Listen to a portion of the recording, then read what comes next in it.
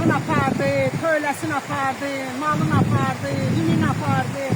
Zabora az qalıb. Biz hara müraciət edək? Bizim axı bu dərdimizi kimə deyək? Valla çay, sel gəlir, bax qorxuruq, uşaqlarımız meyvə ağacı var. Gedər ağaca çıxarıb uşaqlarımızı gəlib, ağac qarşı sel aparar uşaqlarımızı da, cəhənnəm ağacı uşaqlarımızı aparar. Bir ancaq bunun, bir gəlin bu çayların içine bir panel eləyin, sement eləyin, beton eləyin, ne eləyirsiniz eləyin, xahiş eləyirik. Biz bizim müraciətimizə bir baxın. Ne olar, bizim dərdimizi, sərimizə baxın, görün nələr var burada. Sellə, suyla oyun olmaz. Suyun qabağında heç nə dayanmır. Evinə yaxındır, balalarımın ikisinin de evinə yaxındır. Sizdən xahiş eləyirik, gəlin bir texnika yol, bu suyun yolamını heç olmasa bu ortadan geçsin suyun yolamı.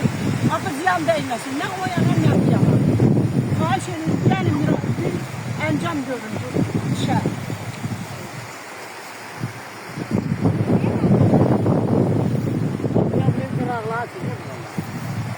Sel ağzımızın içinde şu an yoluna gelir qaya, ay bala bu qayanın üstündeydi.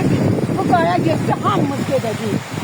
Ev eşitdir, gece Allah eləməsin, su gəlməsin. Su gəldi, yatdıq, apardı hamısı. Ne olacaq? Bu dərdimizə bir çare eləyin, nə olar? Xahiş eləyirik.